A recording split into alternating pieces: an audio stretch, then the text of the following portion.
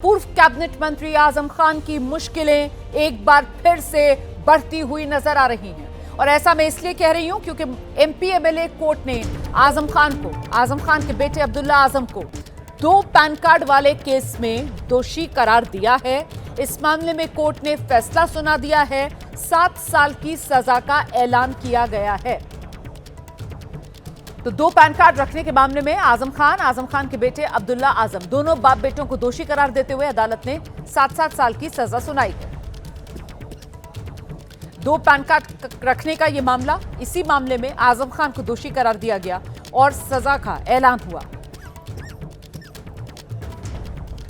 आजम खान को अदालत से 7 साल की सजा हुई है। आजम खान के बेटे अब्दुल्ला आजम को भी अदालत से झटका लगा है। अब्दुल्ला आजम को भी 7 साल की सजा सुनाई गई। आजम खान 23 सितंबर यानी अभी 2 महीने पहले ही सीतापुर जेल से रिहा हुए थे, जबकि उनके बेटे अब्दुल्ला आजम 9 महीने पहले हरदोई जेल से रिहा हुए थे। अब दोनों पर फिर से गिरफ्तारी की तलवार लटक रही है। जेल जाना होगा दोनों को, ये सवाल बना हुआ है। 2 पैन कार्ड रखने का मामला, फर्जी पैन कार्ड का मामला 2019 का है। रामपुर में बीजेपी नेता आकाश सक्सेना ने बाप बेटे आजम खान अब्दुल्ला आजम दोनों के खिलाफ केस दर्ज करवाया था। आरोप लगाया था कि आजम खान ने बेटे अब्दुल्ला को चुनाव लड़वाने के लिए 2 अलग अलग जन्म प्रमाण पत्र के आधार पर 2 पैन कार्ड बनवाए हैं।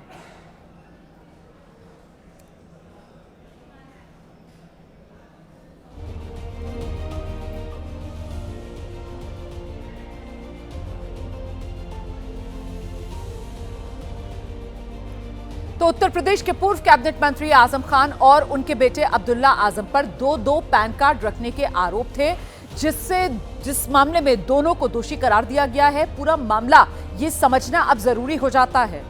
आप देख रहे हैं किस तरीके से 2 पैन कार्ड का ये मामला और इसका सच क्या है। अब्दुल्ला आजम की जन्मतिथि 1 जनवरी 1993 ये लिखी हुई है। सभी सर्टिफिकेट पर भी यही जन्मतिथि लिखी हुई है। यही वो डेट ऑफ बर्थ है जो दर्ज है। 2007 में अब्दुल्ला आजम ने स्वार विधानसभा से अपना नामांकन दाखिल किया था। इसके बाद फिर क्या होता है आगे? दस्तावेजों के मुताबिक 2007 में अब्दुल्ला आजम की उम्र 24 साल थी। विधानसभा सदस्य के लिए उम्र 25 साल कम से कम होनी चाहिए। नामांकन के समय उम्र के प्रमाण के तौर पर पैन कार्ड दिया गया और यहीं पर वो घपला। इस पैन कार्ड में अब्दुल्ला आजम की जो जन्म की तारीख है वो बदलकर 30 सितंबर 1990 कर दी गई। तो 30 सितंबर 1990 उम्र 25 साल से अधिक दिखाने के लिए ये दूसरा पैन कार्ड बनवाया गया, फर्जी पैन कार्ड। और यही फर्जी पैन कार्ड का मामला, आजम खान भी बेटे की उम्र को लेकर इस धोखाधड़ी में शामिल थे। इसीलिए दोनों बाप बेटा दोषी करार दिए गए हैं और 7-7 साल की सजा का ऐलान किया गया है।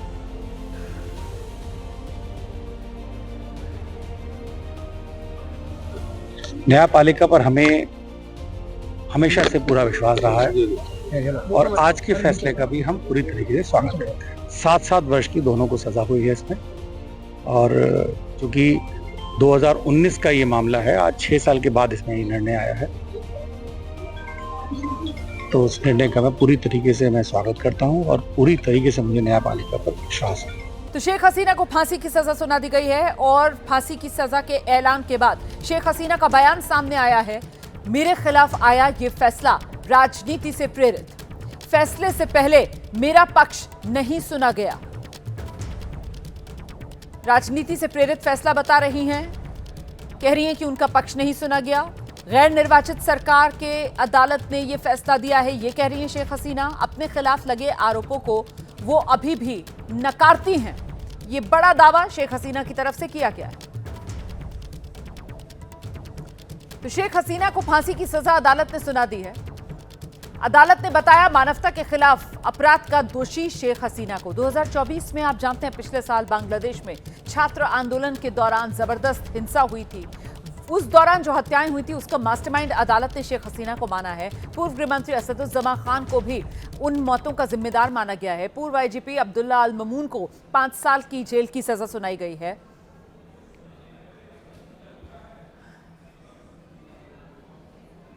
आपने नई कार खरीदी हो, लेकिन अगर वो कार बार बार खराब हो रही हो तो आप क्या करेंगे? कंपनी से शिकायत करेंगे।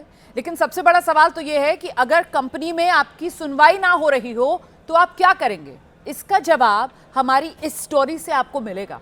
दरअसल महाराष्ट्र के पुणे के रहने वाले एक किसान ने बड़े अरमान से थार गाड़ी खरीदी, लेकिन साल भर भी नहीं हुआ और साल भर के भीतर भीतर गाड़ी में कई तकनीकी खराबियां आना शुरू हो गई। अलग अलग तकनीकी परेशानी गाड़ी में आ रही थी। किसान ने गाड़ी की सर्विसिंग के दौरान बार बार इसकी शिकायत शोरूम के जिम्मेदार अधिकारियों से की, लेकिन समस्या का कोई हल नहीं निकला। इसके बाद गणेश नाम है इस किसान का, इसने अपने भाइयों के साथ मिलकर थार गाड़ी के आगे रस्सी से 2 गधे बांधे। गधों ने गाड़ी को खींचा और गधे थार को खींचते हुए गाड़ी के शोरूम के भीतर लेकर गए। इतना ही नहीं, लोगों का ध्यान खींचने के लिए गधों के आगे ढोल ताशे बजाए जा रहे थे। ये नजारा देखकर शोरूम के अधिकारियों ने अपनी गलती कबूली, किसान से वादा किया इस बार गाड़ी अच्छी तरीके से रिपेयर करने के बाद ही किसान को सौंपी जाएगी और साथ ही दोबारा कभी उन्हें शिकायत का मौका नहीं दिया जाएगा। ये मामला पिंपरी चिंचवाड़ इलाके का है। तो किसान ने थार गाड़ी बड़े मन से, बड़े शौक से, बड़े अरमानों से खरीदी थी, लेकिन साल भर भी नहीं हुआ और गाड़ी बार बार किसान को परेशान कर रही थी। किसान बार बार इसको लेकर शिकायत कर रहा था, लेकिन शोरूम में सुनवाई नहीं हो रही थी और आखिरकार अब किसान गधों से खिंचवाता हुआ ये गाड़ी लेकर पहुंचा शोरूम। केरल के कन्नूर में एक बड़ा हादसा हुआ है। यहां एक तेज रफ्तार कार बन रहे पुल पर चढ़ गई। बैरियर तोड़ते हुए ओवरब्रिज के बीच मौजूद गैप जो था उसमें ये गाड़ी फंस गई। गनीमत तो ये रही कि कार नीचे नहीं गिरी बल्कि हवा में ही लटकी रही। वहीं कार को इस तरीके से ओवरब्रिज पर लटका देख स्थानीय लोगों की सांसें अटक गई थी, जिसके बाद स्थानीय लोगों के बीच चीख पुकार मच गई। लोगों ने फौरन कार में फंसे ड्राइवर को बचाने की कोशिश शुरू की। लोग ओवरब्रिज के बीच मौजूद खाली जगह पर पहुंच गए, कार से ड्राइवर को निकालने की कोशिश करने लगे। गनीमत रही कि कुछ ही देर में लोगों की कोशिश से ड्राइवर को सुरक्षित बाहर निकाल लिया गया और उसकी जान बाल बाल बच गई।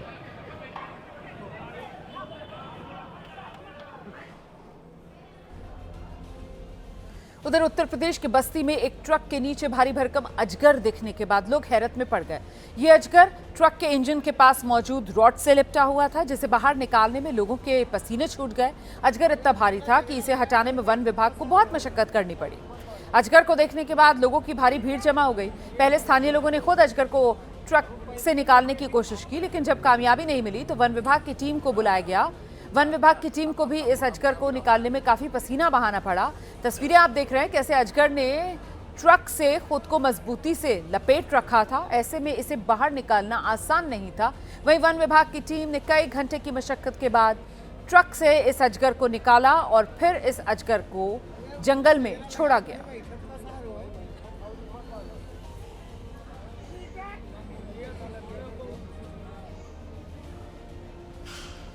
और अब आपको सरकारी सिस्टम का एक गजब कारनामा दिखाते हैं। अच्छी सड़क को बेवजह दोबारा बनवा दिया और फिर वो 24 घंटे में ही बदहाल हो गई। दरअसल सड़क बनाने में भ्रष्टाचार का ये खेल जयपुर के मोती डूंगरी इलाके में हुआ है। यहाँ सड़क बनाने के बाद 7 से 8 घंटे बाद ही ये सड़क टूटने लगी, पूरी तरह सड़क बदहाल। इस सड़क को प्राधिकरण ने शनिवार को एक रात में बना दिया था, लेकिन रविवार को तैयार हुई ये सड़क सोमवार तक टिक नहीं पाई। जगह जगह सड़क पर दरारें हैं और देखिए कैसे सड़क जो है लोग उसे हाथ से उखाड़ रहे हैं, जो नई सड़क बिछाई गई थी। दिखाते हैं आपको एबीपी न्यूज संवाददाता मोहम्मद मोइन की एक रिपोर्ट। सरकारी कामकाज में किस तरीके से भ्रष्टाचार होता है, पैसों की लूट खसोट होती है, इसका जीता जागता नमूना अगर आपको देखना है तो जयपुर शहर के मोती डूंगरी रोड पर आ सकते हैं। यहाँ रविवार की सुबह मोती डूंगरी रोड पर जयपुर विकास प्राधिकरण यानी जेडीए ने एक सड़क बनाई। उस सड़क का 24 घंटे के बाद क्या हाल है ये आप देख सकते हैं। 24 घंटे से पहले यानी रविवार दोपहर से ही ये बनी हुई सड़क उखड़ने लगी, यानी जो सड़क सुबह के वक्त बनाई गई थी दोपहर में ही उसका ये हाल होने लगा। अब आपको हम सिलसिलेवार तरीके से इस सड़क की हालत दिखाते हैं। देखिए कहीं भी आप देखेंगे इस सड़क पे कई जगहों पर आपको इस तरीके से लंबी दरार देखने को मिलेगी। हमारे कैमरा सहयोगी गोविंद साहू आपको ये दरार दिखाते चलेंगे। कई जगहों पर यह सड़क उखड़ गई है और ये देखिए 12 घंटे के बाद ही ये सड़क उखड़ना शुरू हो गई है। अभी सिर्फ 30 घंटे हुए हैं और इसकी क्वालिटी क्या है ये देखिए। जो स्थानीय लोग हैं वो इसे लेकर दिखा रहे हैं। ऐसा लगता है कि जैसे कागज या दफ्ती का कोई टुकड़ा है जिसे तोड़ा जा रहा है। ऐसा लगता ही नहीं कि ये सड़क बनी हुई है।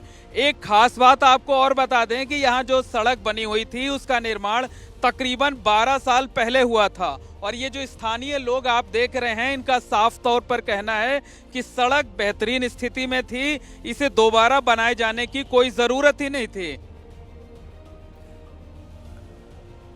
उधर राजस्थान के बीकानेर में भारत ब्रिटिश मिलिट्री की ज्वाइंट एक्सरसाइज शुरू हुई है। इस संयुक्त युद्धाभ्यास का नाम अजय वॉरियर दिया गया है और इसकी शुरुआत महाजन फायरिंग रेंज में की गई है, जिसमें भारतीय सेना और ब्रिटिश सेना के जवान एक साथ युद्ध कला की ट्रेनिंग कर रहे हैं। इस संयुक्त युद्धाभ्यास में लेटेस्ट टेक्नोलॉजी के साथ साथ दोनों देशों की सेना के जवान ट्रेनिंग कर रहे हैं। इस वॉर एक्सरसाइज का मकसद आतंकवाद विरोधी अभियानों को धार देना और साथ ही आधुनिक युद्ध कला में पारंगत होना है, जिसमें दोनों सेनाओं के 240 जवान हिस्सा ले रहे हैं। इस वॉर एक्सरसाइज में दोनों सेनाओं के जवान आधुनिक उपकरणों से लैस होकर हिस्सा ले रहे हैं ताकि जब भी वक्त आए तो बेहतर तालमेल के साथ दोनों देशों के जवान किसी भी मुश्किल का सामना कर सकें।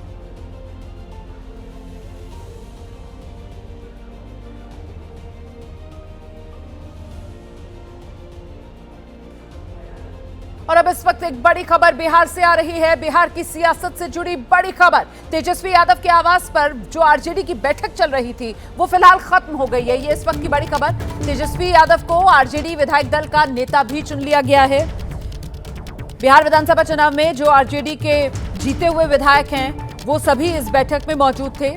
लालू प्रसाद यादव, राबड़ी देवी, मीसा भारती, तेजस्वी यादव के साथ उनके परिवार के ये सदस्य इस बैठक में मौजूद थे और ऐसे में जो नतीजा आया उसको लेकर मंथन किया गया इस बैठक में और साथ ही तेजस्वी यादव आरजेडी विधायक दल के नेता चुन लिए गए हैं। तेजस्वी यादव के नाम पर मोहर भी इस बैठक में लग गई।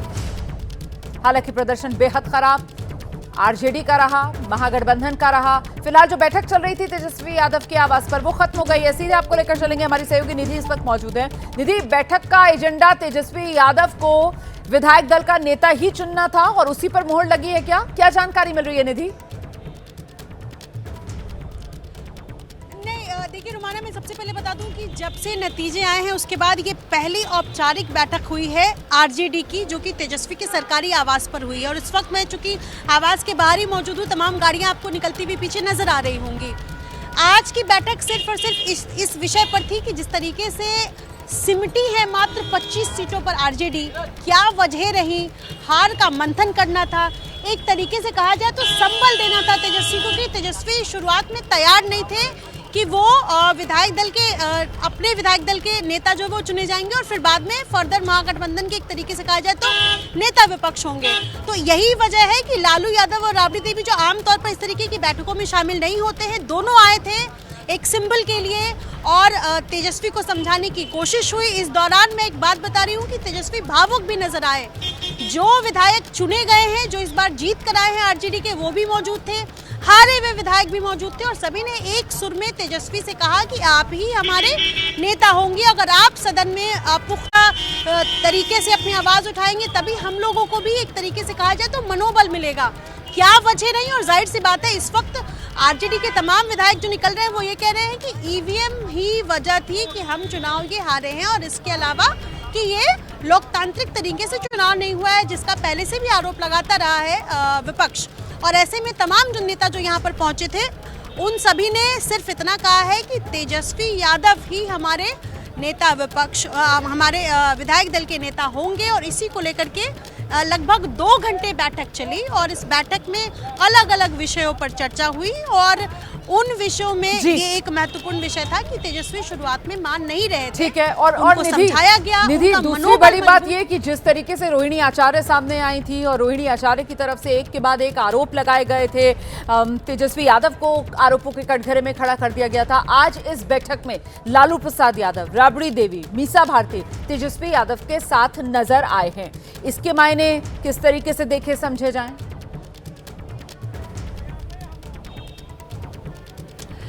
देखिए, जाहिर सी बात है, परिवार में जो कलह चल रहा है ये किसी से छिपा हुआ नहीं है और अब तक रोहिणी ने, यानी रोहिणी की तरफ से ही एक तरफा बयान आया है, दूसरे पक्ष का नहीं आया है। हम सबकी नजरें थी, इंतजार था कि क्या कुछ कहते हैं लालू यादव, राबड़ी देवी, तेजस्वी। लेकिन इस बैठक से ये भी एक संदेश देने की कोशिश की गई कि तमाम जो पारिवारिक कलह है वो अपनी जगह है। इस वक्त ज़रूरत है कि किस तरीके से संगठन को मजबूत किया जाए एक बार, तब जब 75 से 25 सीटों पर पार्टी सिकुड़ गई है इस चुनाव में और इतने कम सीटें लेकर आई है, तो कहीं ना कहीं इस वक्त पार्टी को वक्त देने का समय है और ये संदेश देने की कोशिश की गई। हालांकि अभी तक रोहिणी के मैटर पर ना तो तेजस्वी, न लालू, न राबड़ी, किसी ने कुछ भी नहीं कहा है और सारे जितने नेता यहाँ से निकल रहे हैं एक सवाल और है निधि, एक सवाल और है, वो रोहिणी के निशाने पर जो संजय यादव थे, तो क्या आज की इस बैठक में तेजस्वी के वो सलाहकार संजय यादव से लेकर रमीज तक, क्या वो लोग मौजूद थे इस बैठक में?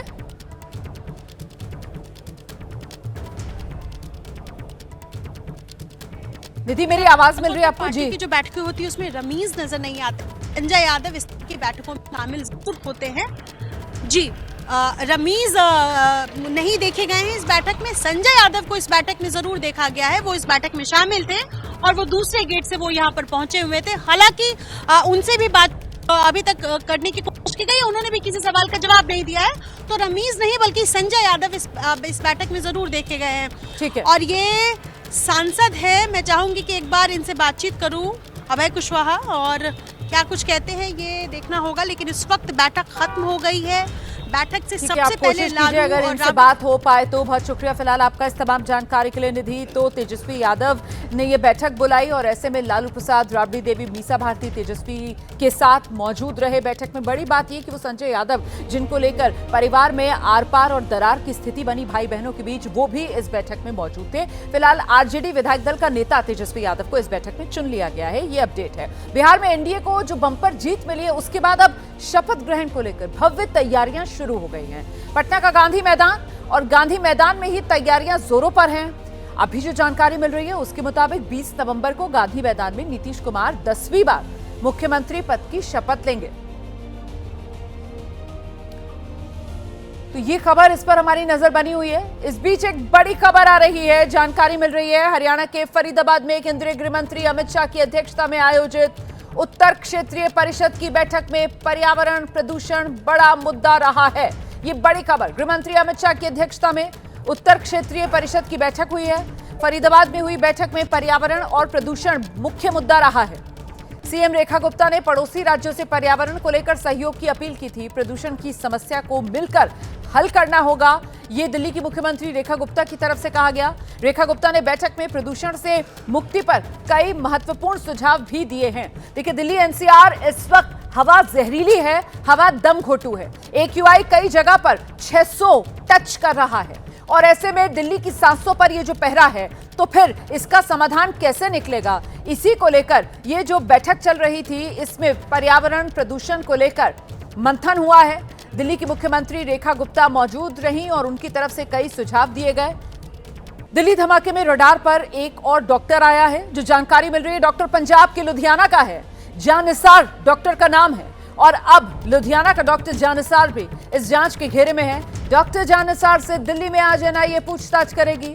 एनआईए ने 2 दिन पहले लुधियाना से इस डॉक्टर जानिसार के ठिकानों पर छापा मारा था। धमाके वाले दिन से बंगाल में अपने किसी रिश्तेदार के घर में रह रहा था डॉक्टर जानिसार। बंगाल में डॉक्टर जानिसार से पूछताछ कर चुकी हैं जांच एजेंसियां। आज फिर दिल्ली में एनआईए की टीम डॉक्टर जानिसार से पूछताछ करेगी।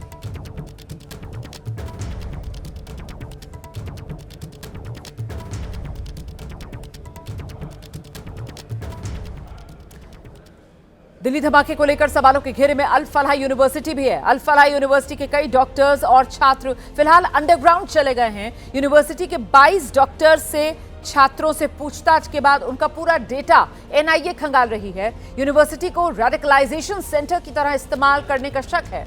यूनिवर्सिटी के खिलाफ दिल्ली पुलिस 2 एफआईआर दर्ज कर चुकी है।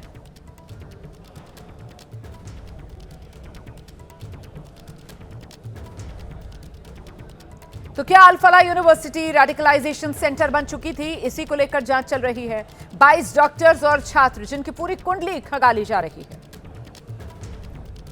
तो एक तरफ जहां जांच चल रही है, धरपकड़ हो रही है, हिरासत में लेकर पूछताछ का सिलसिला जारी, वहीं दिल्ली ब्लास्ट में एनआईए ने पहली गिरफ्तारी की है। आत्मघाती हमले को अंजाम देने वाले डॉक्टर उमर के साथी आमिर को एनआईए ने गिरफ्तार किया। फिलहाल पटियाला हाउस कोर्ट ने 10 दिन के लिए एनआईए की रिमांड में आमिर को भेजा है। जांच एजेंसियों की माने तो आमिर राशिद ने ही आत्मघाती हमलावर डॉक्टर उमर के साथ मिलकर इस हमले का पूरा प्लान तैयार किया था। कुछ दिन पहले आमिर कश्मीर से कार खरीदने के लिए दिल्ली आया था और फिर उसी कार में आईईडी लगाकर आत्मघाती हमला किया गया। वो सफेद रंग की i20 कार इसी आमिर के नाम पर रजिस्टर्ड। आमिर की तरफ से रिमांड एडवोकेट स्मृति जी हमारे साथ हैं। मैम, आज कोर्ट में आमिर को पेश किया गया है जो लाल किले ब्लास्ट के मामले में एनआईए की कस्टडी में था। क्या कुछ दलीलें रही एनआईए की तरफ से आज कोर्ट में? एनआईए ने बोला है कि फर्दर इन्वेस्टिगेशन के लिए आगे इसमें कौन कौन लोग शामिल हैं और किस किस का इन्वॉल्वमेंट है, उसके लिए रिमांड डिमांड की थी कोर्ट में। 10 दिन की रिमांड उनको ग्रांट की गई है। आपने आमिर से बातचीत की कि आमिर का कैसा उस समय बिहेवियर रहा, क्या कुछ आमिर ने कहा? ये वो काम शांत खड़ा हुआ था आमिर। मैंने उसको पूछा, मैंने कहा आपका क्या इन्वॉल्वमेंट है, आपने क्या किया है इसमें? तो उसने मुझे ये सिर्फ सीधा यही बताया कि वो गाड़ी उसके नाम पे रजिस्टर्ड है जिसका ब्लास्ट में यूज हुआ है। उसके चेहरे पे कोई शिकन, कोई पछतावा ऐसा कुछ लगा आपको? ना कोई पछतावा, ना कोई शिकन, कुछ भी उसके चेहरे पर मुझे ऐसा नजर नहीं आया। क्या एनआईए ने कहा कि इस पूरे मामले में उसको कहीं और लेके जाना चाहती है या और भी लिंक जोड़ना चाहती है, ऐसा कुछ? सर ये जो बताओ। ये नहीं, आई एम नॉट परमिटेड कि मैं कुछ भी। जो जांच चल रही है इस दौरान आतंकवादी साजिश से जुड़े सारे किरदार एक एक करके सामने आ रहे हैं। देश को दहलाने की फिराक में जुटी आतंकी डॉक्टर शाहीन को लेकर भी कई बड़े खुलासे हुए हैं। दिल्ली धमाके में शामिल आतंकी डॉक्टर शाहीन पर हर रोज नया खुलासा सामने आ रहा है। जांच एजेंसियों को शाहीन की विदेश यात्रा के रिकॉर्ड खंगालने पर पता चला कि वो 3 बार पाकिस्तान की यात्रा कर चुकी है। 2013 में कानपुर से नौकरी छोड़ने के बाद वो थाईलैंड भी गई थी। इसके अलावा वो 6 अन्य देशों की यात्रा भी कर चुकी है। वहीं डॉक्टर शाहीन के पास जांच एजेंसियों को 3 अलग अलग पासपोर्ट मिले। तीनों में अलग अलग पते हैं, अलग अलग अभिभावक के नाम। एक पासपोर्ट पर कानपुर, दूसरे पर लखनऊ, तीसरे पर फरीदाबाद का पता। एक पासपोर्ट में पिता, दूसरे में पति अभिभावक है, तीसरे में भाई को अभिभावक बना दिया। इतना ही नहीं, सूत्रों से पता चला है कि 7 साल में शाहीन के बैंक खातों से करीब 1.5 करोड़ से ज्यादा 1,55,00,000 के आसपास का लेन देन हुआ। शाहीन के 7 बैंक खाते पता चले हैं, जिसमें 3 कानपुर में हैं और बाकी 2 लखनऊ में और दिल्ली में। फिलहाल जांच एजेंसियां शाहीन के बैंक खातों में लेन देन का पूरा ब्यौरा जुटा रही हैं।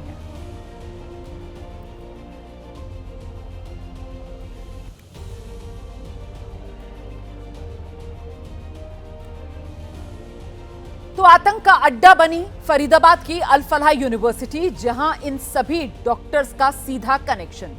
अब यूनिवर्सिटी को मिट्टी में मिलाने की तैयारियां की जा रही हैं। खबर बड़ी है, अल फलाह यूनिवर्सिटी में जल्दी ही बुलडोजर वाला एक्शन देखने को मिल सकता है।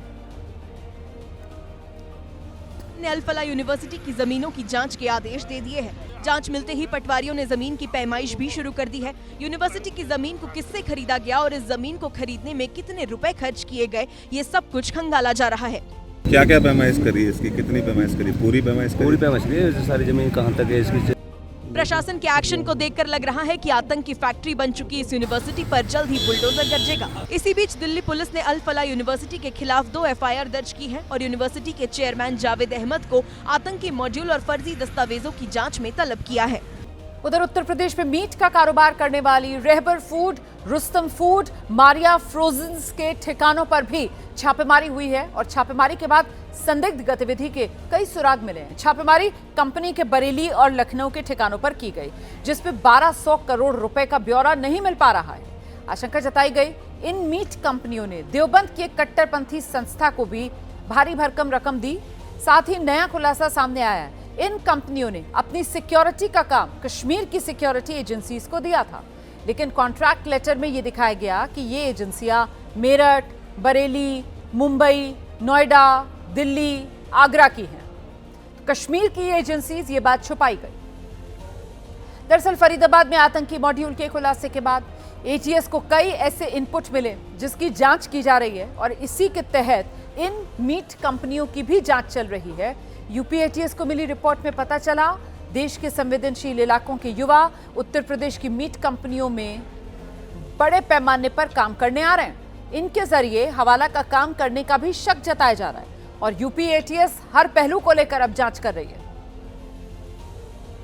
फरीदाबाद मॉडल के सामने आने के बाद अब जांच एजेंसियों के निशाने पर मीट कारोबारी और एक कंपनी के बाहर हम खड़े हैं। आप देखिए रुस्तम फूड्स प्राइवेट लिमिटेड, और यहाँ पर ऐसा बताया जा रहा है कि लगभग 3 साल पहले यहाँ पर भी इनकम टैक्स का छापा पड़ा था और जो इसके कर्मचारी हैं वो हमारे साथ हैं। सर, आपसे जानना चाहेंगे कि 3 साल पहले जो पड़ा था छापा, सर आपसे जानना चाहेंगे, आपको आप कुछ 3 साल पहले क्या हुआ था? अच्छा, जो आपके सिक्योरिटी से जुड़े हुए लोग हैं वो क्या जम्मू कश्मीर के हैं? अब देखिए यहाँ के जो लोग हैं वो अभी कैमरे से बचते नजर आ रहे हैं, लेकिन जिस तरह की जांच की जा रही है, जिस तरह की जांच की बात सामने आ रही है, वो हम आपको ये दिखा रहे हैं। यहाँ पर लखनऊ में ये ऑफिस है रुस्तम फूड्स प्राइवेट लिमिटेड, और इसका ये ऑफिस है और हम आपको जो दिखा रहे हैं ये तस्वीर आप देखिए। ऐसा बताया जा रहा है कि इस पूरे मॉड्यूल का कहीं ना कहीं इस ऑफिसों से भी जुड़ाव है और अब एजेंसियां इनसे जुड़े हुए जो कनेक्शन हैं उनके बारे में जानकारी हासिल कर रही हैं और इस जानकारी के साथ ही अपनी जांच को आगे बढ़ा रही हैं।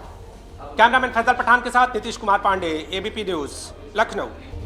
कांग्रेस के नेता हुसैन दलवाई, उनका एक विवादित बयान सामने आया है। हुसैन दलवाई कह रहे हैं कि जिस ढंग से आरएसएस चलता है तो वो भी आतंकी संगठन है, आरएसएस की भी जांच होनी चाहिए। ये हुसैन दलवाई की तरफ से दिया गया विवादित बयान है। हुसैन दलवाई कांग्रेस के नेता हैं। हुसैन दलवाई ने आरएसएस को निशाने पर लिया है।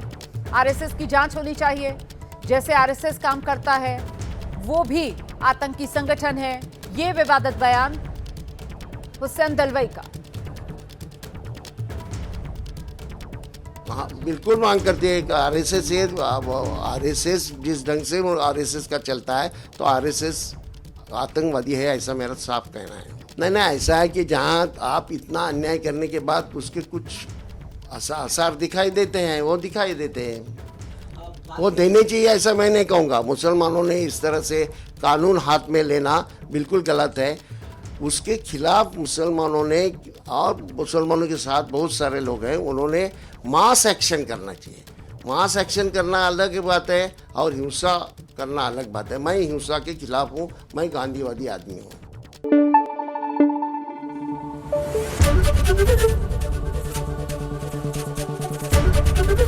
एबीपी न्यूज आपको रखे आगे।